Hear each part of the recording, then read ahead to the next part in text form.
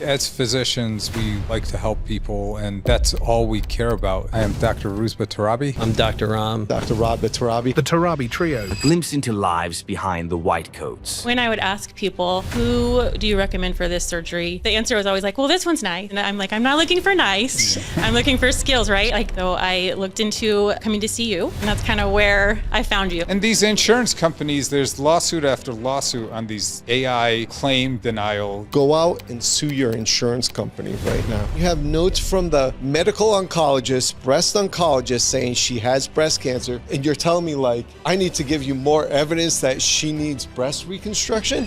Like, are you kidding me, dude? Like, getting Botox or getting lip filler is pretty much the equivalent of getting your nails done at a salon. It's done to enhance your natural beauty. I just felt like that's what I wanted to do. I really wanted to help people, and I was ready to make the sacrifice I needed to become a physician. there's a wide usage of laxatives in cafeterias, fast food restaurants, because they want this stuff to go through you really fast. 15% of body weight loss is muscle loss compared to 85% being body fat. You should fast because that gives your gut a rest and your body to kind of relax and be able to do other stuff to clear itself. Continue to eat healthy, stay hydrated.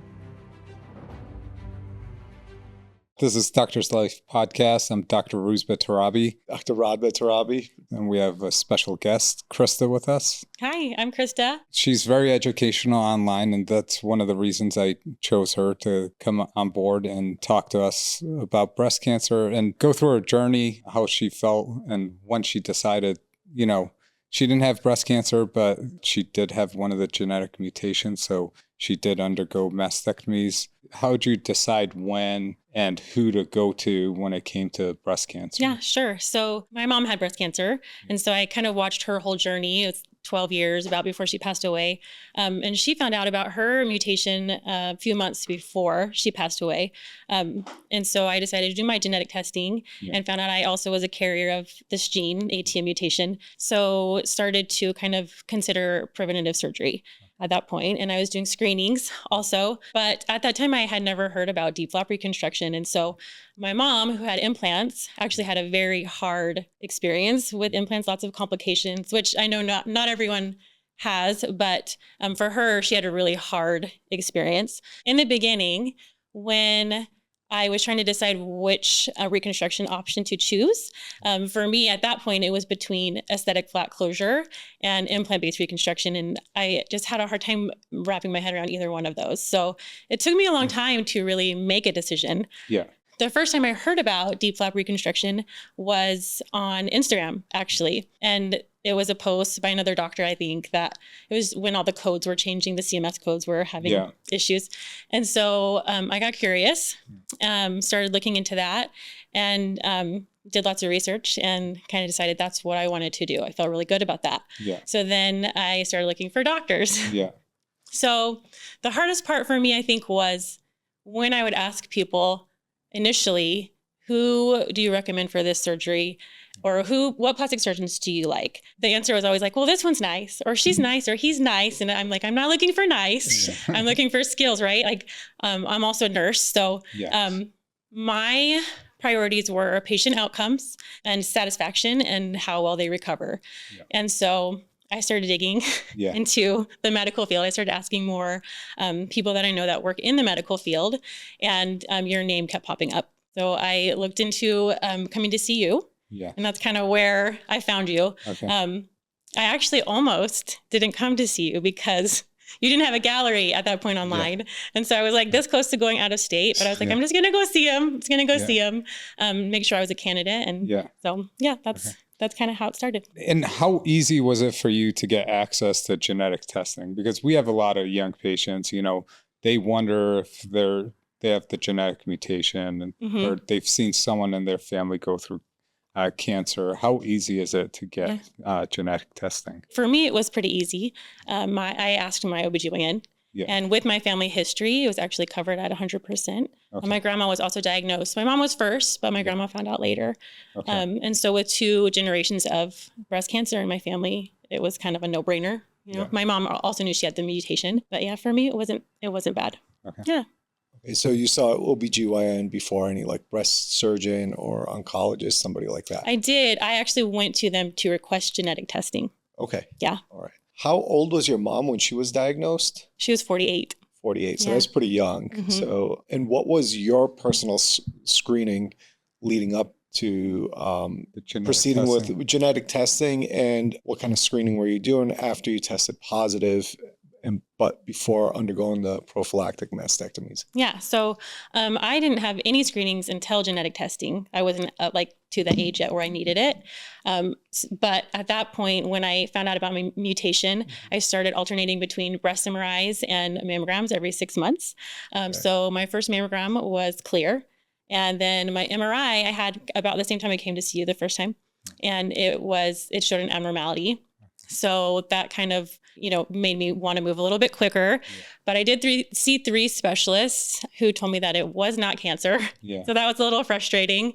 And take my time, make my decisions. I kind of already had that plan in place. Yeah. I didn't move quite as quickly, I think, as I would have otherwise. What kind of specialists? Radiologists and 2 breast surgeons. Okay. So who also did ultrasounds in office and looked and said, this is not cancer.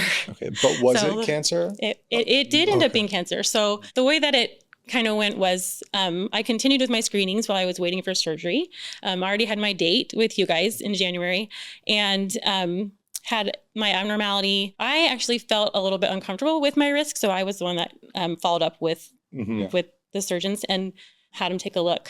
And then we were planning initially on doing a lift first, just kind of like set everything up before my surgery. And since that was kind of pushing the whole the mastectomy part back, I requested a biopsy. Yeah. And so at that point they found DCIS and then my surgical pathology showed stage 1A. Still very early. Yeah. I'm very grateful for that. Yeah. We have a lot of young patients. Like if you were to go back and look at it and you knew about the Diep flap and everything, what age would you have thought like you would have had it if you had all the options laid out? I think that I would have had it immediately. Yeah. I don't think I would have even waited for screenings, but like I said, there were a few reasons that I did not. And we're not like trying to be, it was just just a curiosity because a lot of patients come in and they're like, when should I get it done? And even last week I had 3 patients that were just prophylactic and they're just trying to figure out when to get it done. Yeah, it's a really hard decision to make. I mean, these are life-changing decisions, right? And I think it's harder for a lot of people, at least in my experience and with all of the women that I talk to on a daily basis about this. A lot of times we're not given all of our options, right? So even through my mom's 12-year journey with all of her complications, no one ever offered her any kind of flat-based reconstruction, which I know is probably newer. Like, I don't know when she got diagnosed and when it started. But they've been doing flaps for a very long time. Okay. The old way it was done, it would be the tram, which takes your entire muscle. But even then, not everyone offers that, or the latissimus flap, which usually you're going to need an implant with anyways. And you are kind of correct. Not everyone has complications, but depending on your treatment, like 20 to 50% chance of losing an implant or any sort of implant-based reconstruction. It's devastating when you're already like have cancer and you're undergoing multiple surgeries to just correct, what you already had. It's a tough journey. And people think, a lot of people come to us and they're like, they try to get everything done at once. We've been pushing to get more and more things done with one surgery to get them through everything. But, there are things that happen, once you operate on someone, infection risk and everything, that goes down with using our own tissue. But with implant-based reconstruction, that risk is still pretty high. And your journey, it turns from like being a 3-month or a 6-month journey and could take up to year or like many years to get your full reconstruction. So also treatment plan in between, because some people might need different treatments to get to those steps. So. And I think that is one of the issues too with patients who are considering prophylactic mastectomies is that they don't realize how much of a difference it makes. A lot of people think, oh, if I get diagnosed, it's going to get caught early because I'm doing these screenings. But the reality is, like, nobody's telling you could lose your nipple. You could, there's so many things that, like you said, when they have radiation, how much of a difference that makes for their recovery and all of the things that, you have to go through. Like, once you have that diagnosis, it's a whole different ballgame. Yeah. They do tend to be a little more aggressive than people that don't have a strong family history or a genetic mutation. Definitely. So it's why even if you do catch it earlier, it's still can be more advanced than somebody just doing annual screenings with no family history or genetic mutation. What are some things you did to prepare yourself for surgery when you were undergoing surgery? So I found some workouts, some specific mastectomy workouts. So I did those. I am a big believer in nutrition and lifestyle, and that it makes a big difference. And even as a nurse, watching patients and recovery and the things that they did and the differences that it make, those were a big part of my preparation. So nutrition, whole foods, which is one of the things I actually really loved about you when I came to see you. You were the paperwork like specifically said, eat whole foods. And I said to my husband, I'm like, oh, this is the first doctor I've ever heard mention anything about nutrition. I was so excited. Yeah, so, I'm kind of crazy about nutrition. And I was even discussing it with him. Like, I have this meal delivery service and I'm like, the way they're doing it wrong, I'm like, it's 500-600 calories, but I feel hungry afterwards. And the food looks like enough, but like the problem is, I'm like, there's two things. There's not enough fiber. And like when they add a sweet flavor to it, you're hungry like half an hour, 45 minutes later. Whether it's something natural or, unnatural, I think that creates, you're going back to the cabinet to pick something else to eat. So, and it's all natural products and everything, but I'm like, and I'm probably going to end up going back to the chef I use to and I'm going to tell her more fiber and less sugars and anything. Healthy fats. So protein. Definitely. Yeah. But that it is like nutrition's so big in like just how you go through surgery, how you recover, and how you heal. And people don't completely understand it. I'm huge into reading labels. My wife yells at me and thinks I spend too much time in the grocery store reading labels. But, if anything starts to have more than 3 or 4 ingredients, I usually put it back. More than 4 syllables. That's okay. in an ingredient. I've done that a few times myself. So, So what was the post-mastectomy exercises like? Is it mostly upper body stuff? Yeah, upper body, some like light strength training. And so, as I was cleared to do things, then I would, I kind of followed a routine that I found. Yeah. Were you instructed to do any like core exercises leading up to the Diep flap? I wasn't. Okay. It was mostly upper body, but again, it was like mastectomy focus and not Diep flap. So Okay. Just curious. Do you have patients that do that? I do advise it now, especially there was some paper, they were using some type of tissue matrix with certain core exercise standards at certain points to see the rectus muscle recovery after Diep flap or trams. Should we just put them on the M-Sculpt before? You could. Could. But honestly, it's just like if planks, something easy, planks on your elbows if you can. It doesn't have to be vigorous. Personally, I think if you do that, if you have time to do that for a while and you do, I'm willing to guess the blood vessels will be increased and make our job a little easier. Blood vessels, but I wonder with innervation, do you get any additional innervation to the muscles? So when, we try to preserve as many nerves, but sometimes we do have to cut through some of the nerves to take out some of the vessels. So that one study showed greater strength and quicker recovery to that strength.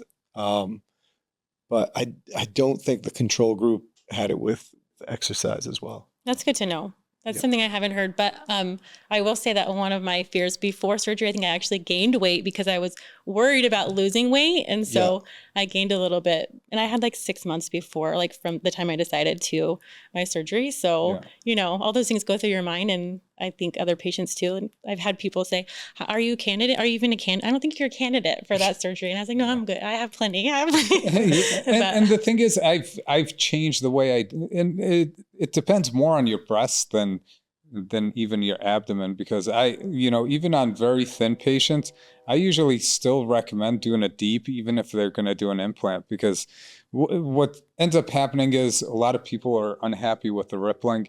Yeah, can you fat graft it? Yeah, but a lot of people, their mastectomy flops are going to be so thin, they're not going to be able to take much of the fat grafting unless you do like 5-6 sessions, and then you're talking about multiple surgeries and trying to fit it between the cadaver skin or the graft and mesh and the patient's skin.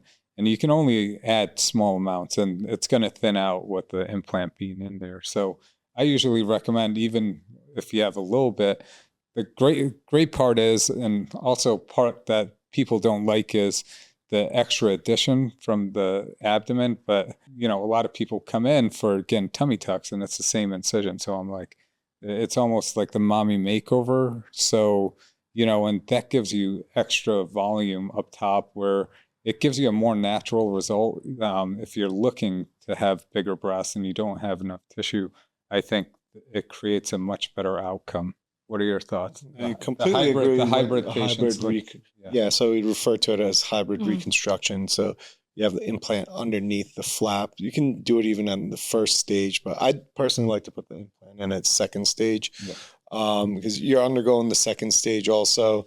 The nice part about the implant is the flap only provides a certain amount of projection, because your belly tissue is like uniformly thick. That way, if you want a little extra projection, like which is sticking out from the chest, then I'm like, this is what we can get with fat grafting versus sliding an implant under there. I do like to keep it one or the other for most patients, because don't want to introduce the risk for both surgeries, both types of surgeries, even though they're both pretty safe.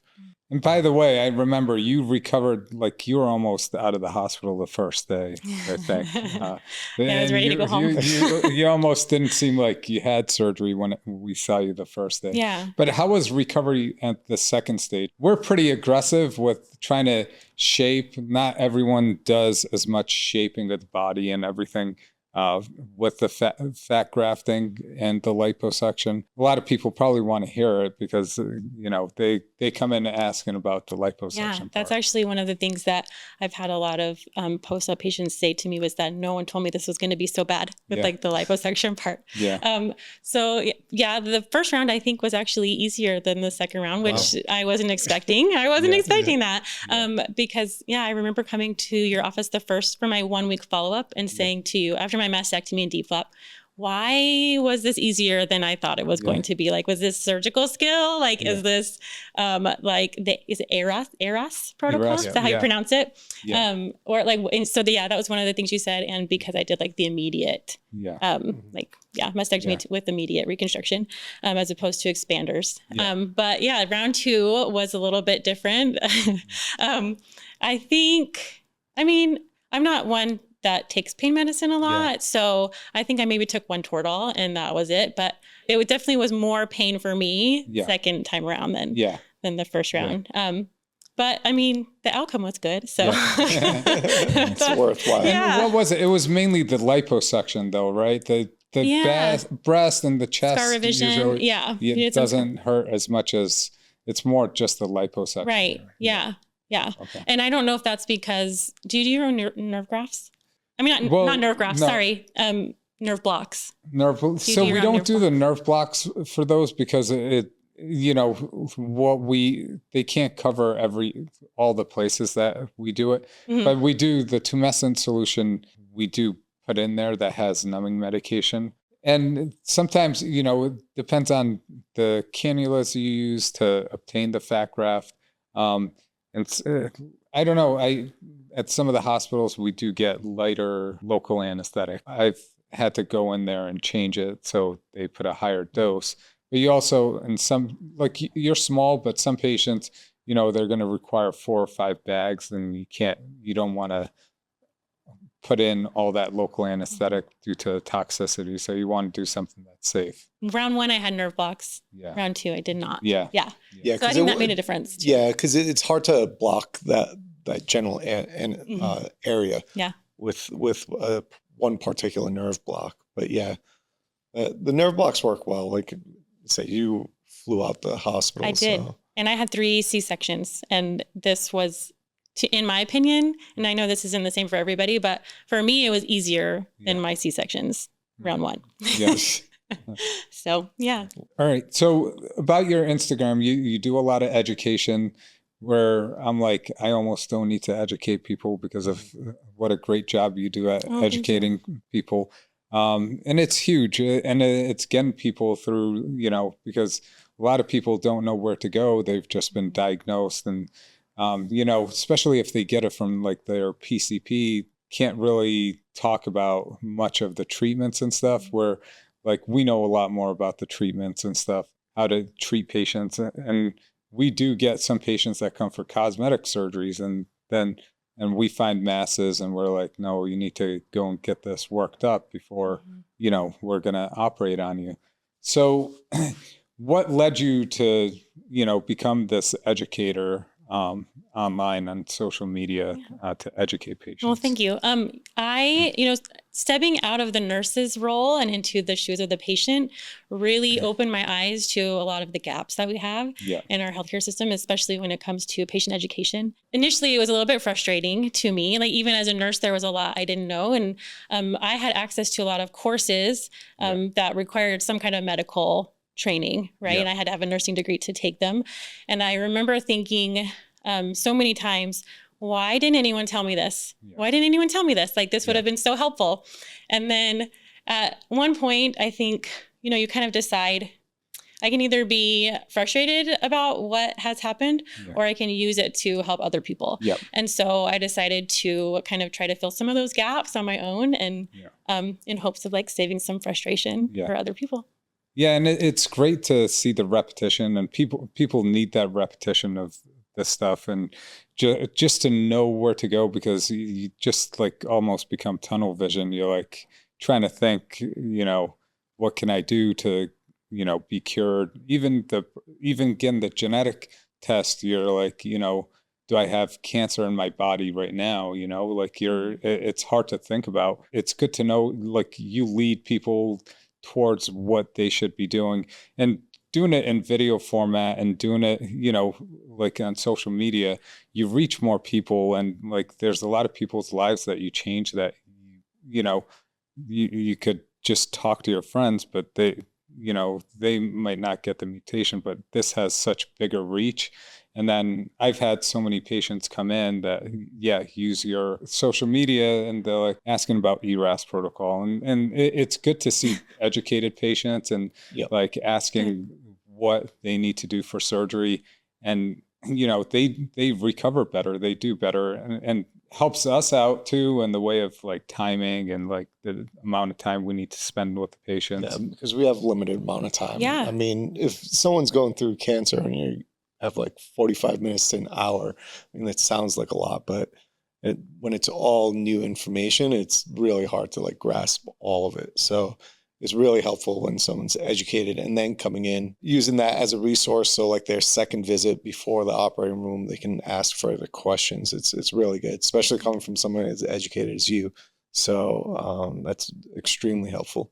Good. Thank you. Yeah. I'm glad. And I do think like the medical field's kind of, being way too structured, and like you got EMR that's taken up a lot of time, and lose the patient focus in a lot of situations where, I leave the EMR, we have scribes and stuff for that reason, to kind of let us like be with our patients, speak with our patients, just find everything out. And I a lot of times do take the PCP role.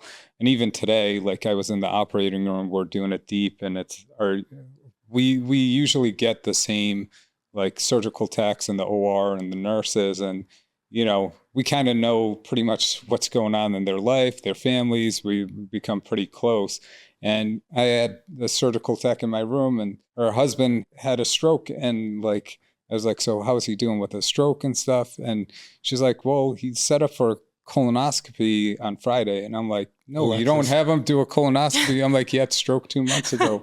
I'm like, I'll call my brother who's a neurosurgeon and deals with strokes. I'm like, Radbeh, this can't be right. And I even asked the anesthesiologist, I'm like, I'm the plastic surgeon and I know this, like, who's setting you up for a screening colonoscopy 2 months after you had a stroke and you haven't fully recovered from a stroke, you know? And these are things like in medicine that are going wrong where people aren't spending enough time with their patients. Like this guy just, you know, is debilitated and you could like pretty much end his life with doing simple colonoscopy. And like, it should never get to the point, because it might come Thursday or Friday that they're like, oh, we didn't notice you had a stroke 2 months ago. We got to cancel this colonoscopy. And then he's been off his anticoagulants, and all of a sudden you're dealing with a whole other mess. At least if they cancel him, he doesn't have even higher risk of getting another stroke. It's become too algorithmic. Yeah. I agree. So what do you think, from your perspective, why do you think so many plastic surgeons, I mean, obviously they're not microsurgeons probably that are giving information to patients, but truly that is like the most frustrated, the people that come to me that are most frustrated are because they weren't given all of their options, whether it's with implants or deep flap, but with these decisions being so hard to make already, it's so frustrating when you really can't make an informed decision because you don't have all of your options. So why do you think that is? Like, why are they not giving options? Most plastic surgeons don't do microsurgery or free flaps because you have to have a certain amount of volume to be efficient at it. Not many plastic surgeons do, so they don't like say, okay, you could have this, but they don't even talk about it. So a lot of people have pretty good outcomes with implants. It's not perfect for everybody, and it has its issues. So I think that's one of the reasons. One reason a lot of people don't do microsurgery is you need to do it regularly to be efficient at it, or else you're not doing a good service for the patient either by offering that. And on the opposite side, I've noticed anecdotally, most of people who do deep flaps are just deep flap, deep flap, deep flap. So you kind of see the person for what they offer rather than the physician seeing you and being like, you know what, these are our options. This is what I think is best for you. Like, why don't you think about it? And then we can move forward with what you think is best for you. Like, I can tell you, oh, this will be more natural. This will feel better. You don't have to take care of it anymore. But if you don't have the support structure at home, or let's say you can't take the time off, you have personal stressors, like that always weighs in on like which options you're going to proceed with. Yeah, especially as, you know, the cancer population gets younger and younger. You're dealing with moms who have like little toddlers and they can't take the time off to have a deep flap. Most people can with the right support, but not everyone can. So that's one thing. The reason people don't offer it is some people weren't trained in it. Even if you're trained, like you got to be at a high volume training facility to actually be trained in it. And it's a drive to do it. It's a longer surgery. And also for me, being lucky, like my brother did microsurgery at one of the bigger hospitals or plastic surgery programs. The guy that invented the Diep, he's trained under. So the two physician role, you have higher flap survival rate. So, and you get the surgeries done a lot quicker. The patients do a lot better. The quicker you can get them off the table. So those are some of the reasons. And we've had, you know, once we started doing this, then we started seeing like people were, or even the insurance companies will tell us, oh, this person does the deep flap. We're like, there's no way in hell that person does, you know, deep flaps.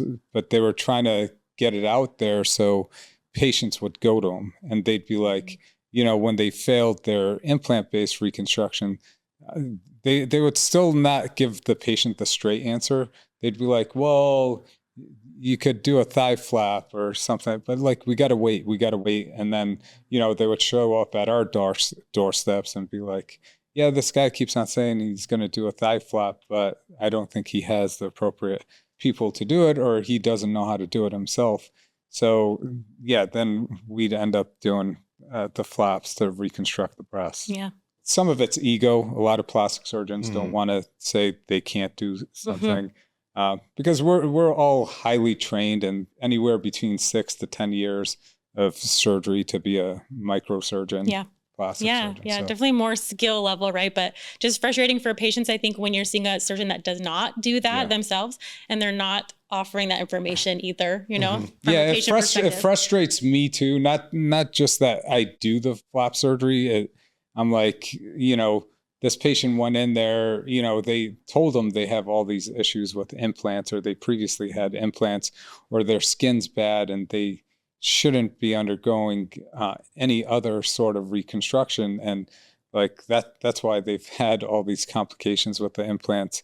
And, you know, but they weren't offered anything else. And a lot of patients come to us and they're like, why weren't we offered this? But I think what you're doing is letting them know that there are other options. There's multiple options, because you already, just like I said before, tunnel vision with like breast cancer, half the time they can't even hear.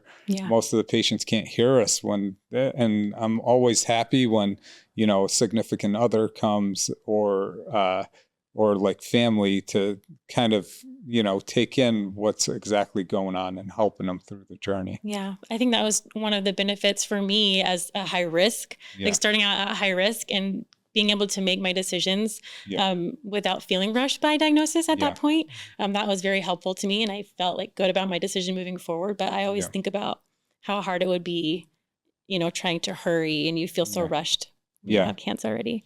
There's great book out there. They posted on the John Hopkins site. I forget the lady's name, but it's like Know Your Options in Breast Cancer. And that book like goes through like everything from even like doing the nerve grafts and I'll have to look and that the one up. breast reconstructions and everything. And she does a great job at it and is very thorough. And, you know, it describes like a lot of the surgeries better than I could describe them myself. I'm going to look into that. Share that. I'll send it to you. Okay. Yeah, awesome. It's a great book. I've recommended it to quite a few people. A lot of people that are deciding between, you know, having lumpectomy versus mastectomy and stuff, or even just having mastectomy and going completely flat versus having reconstruction, and making sure, you know, they're okay with it, because some patients do great just going flat. They don't, you know, they don't need any reconstruction. So, and they're happy and proud to be that way. Yep. And also another thing is the access to care. We've had people coming from like 2-3 hours up north.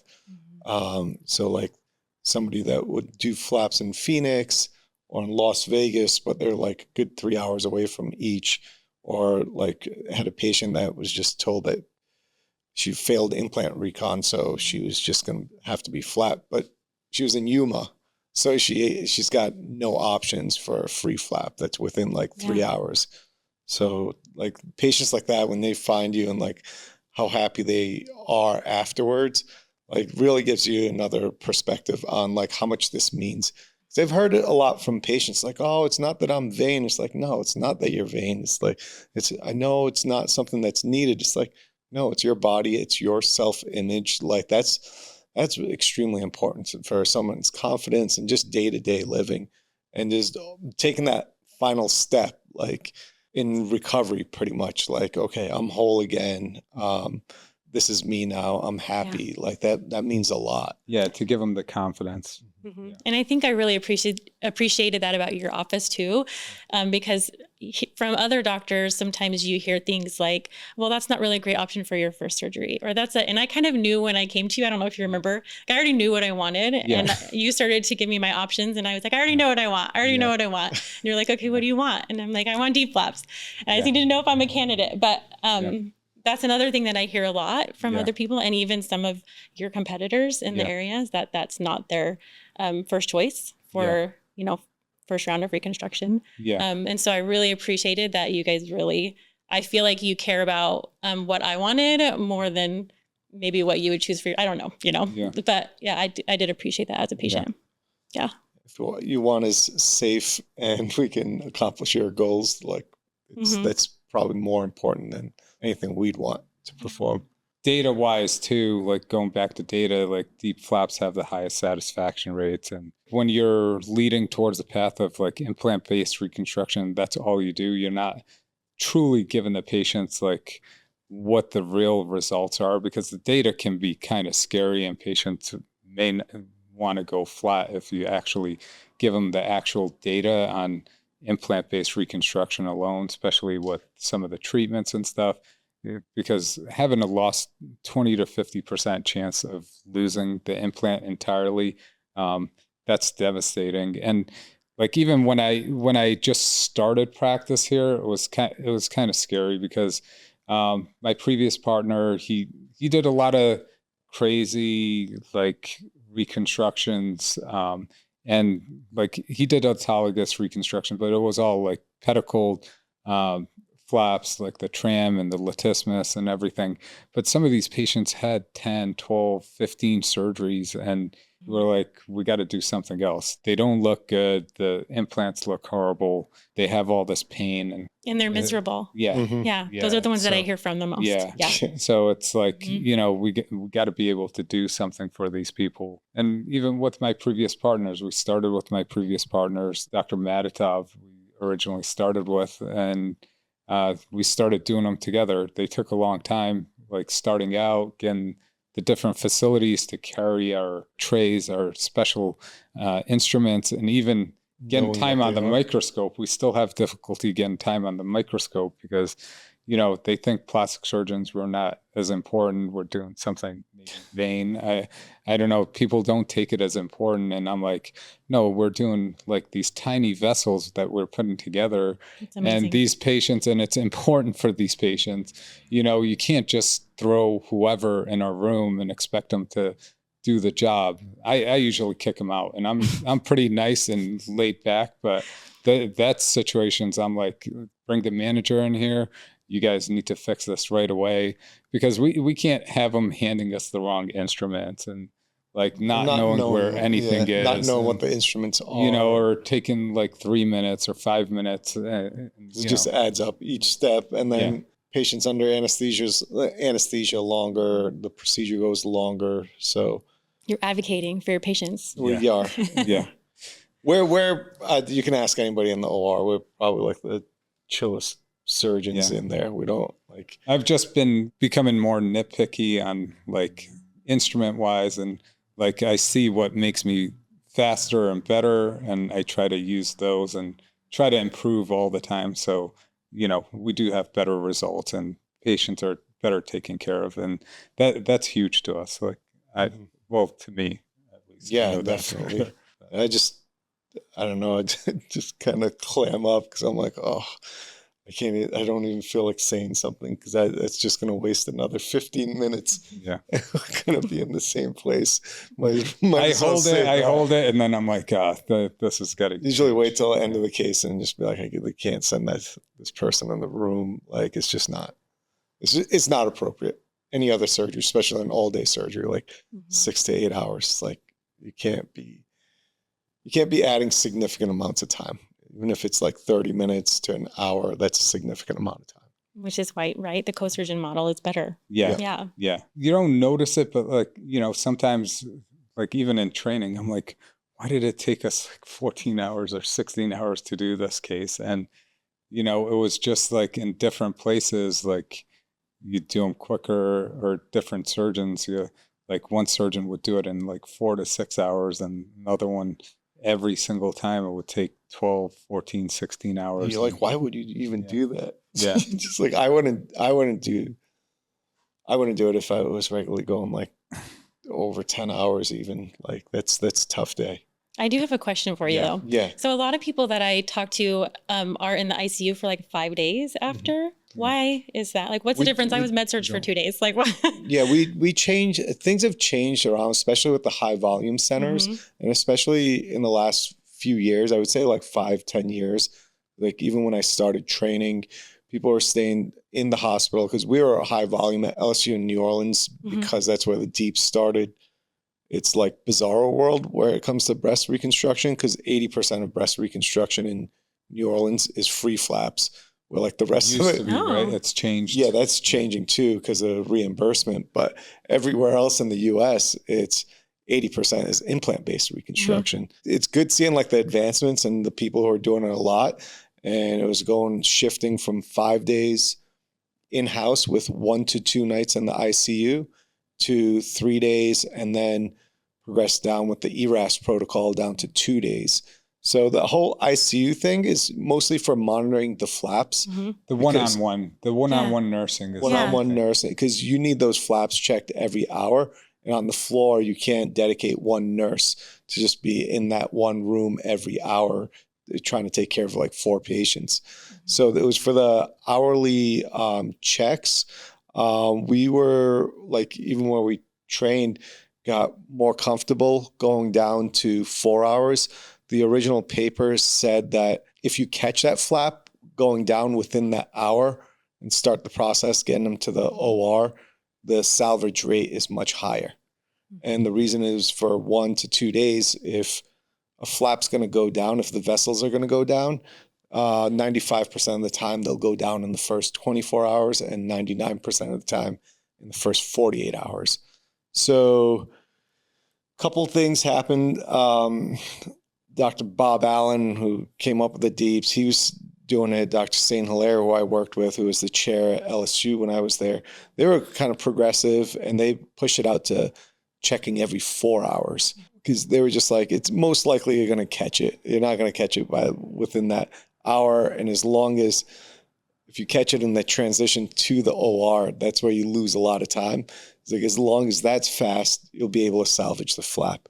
That was part of it. And we use tissue oxygenation monitors, because over there, that's a training program. So you have residents checking on patients. We don't have the resources of sending a resident in there whenever to check. The tissue oxygenation, pulse ox pretty much, they'll go right to our phone. So if the oxygen levels in the flap changes right away, you don't even need the nurse there to like notice the color change or something like that. We can find out right away and get the ball rolling. I remember you telling me that in the hospital when you stopped by, and I thought that was so cool that it went to your phone. Yeah, so like still at some hospitals that, we don't usually do them at, we still send them to the ICU. The ERAS protocol is one of the main things that has changed it, is like patients are doing great by like 1 to 2 days. So they're out of the hospital. And I'd say average is 2 days. Some stay till the 3rd day, but very rarely do we go past that. And it was mainly one-on-one nursing care that we looked at. And most of the time, like when we're stepping out of the OR, we're pretty confident in how the flaps are. As you do more and more, you're like, when you're going to need to go back and not. Yeah, if you have like beat up vessels, like radiation or really like tiny vessels, or mismatch in the size of the vessels, you're like, all right, you have to make sure it's perfect before you leave the room. Yeah. Anytime you leave the room and you don't think it's perfect, you're most likely going to come back. But then even if it's like really good, but you're just like, okay, this vessel was huge, this one's tiny, you're keen to like respond quickly if something does come up. So the more I've learned about this microsurgery, the more intrigued I am. I think it's just amazing what you guys do in the OR. You should come watch sometime. I would love that. Yeah, it's basically transplant surgery in another way. Yeah, but it's smaller vessels. So for transplant is like whether it's an organ, it's the blood vessels in one other structure. Like for the kidneys, it's the ureter. For the liver, it's the bile duct. Pancreas is the pancreatic duct. But we don't have that extra thing, but our vessels are a lot smaller than because I did a lot of transplant research. So and even in general surgery, you did transplant rotations too. I did want to become a transplant surgeon because just the patients, I think it was more for my ego, maybe, I don't know. But it was nice helping out patients that were, especially looking at some of the dialysis patients and like the patients' lives you were saving. I changed my mind due to the lifestyle when I was, I operated like 72 hours straight, and on the weekend call, I forget how many kidneys and livers I did that weekend, but went from having like no patients in the hospital to 12. So, and it was like picking up organs, coming back and getting on flights back and forth. So that would be hard. I was like, all right, maybe I don't love transplant surgery enough. And plastics, you kind of get to do transplants of other kind. So Tissue. yeah, tissue. Yeah. And making a big difference in people's lives. Yeah. Yeah. It's huge. And even in the aesthetic world, you seriously, aside from like cancer surgery, like just aesthetic wise, you can change people's lives so much and improve their life, their confidence. It's just been totally different than what I expected to get out of it. It's definitely been much better than I expected. Thanks for tuning in to Doctor's Life Podcast. You can find me at cancer.prevention.coach on Instagram. Awesome.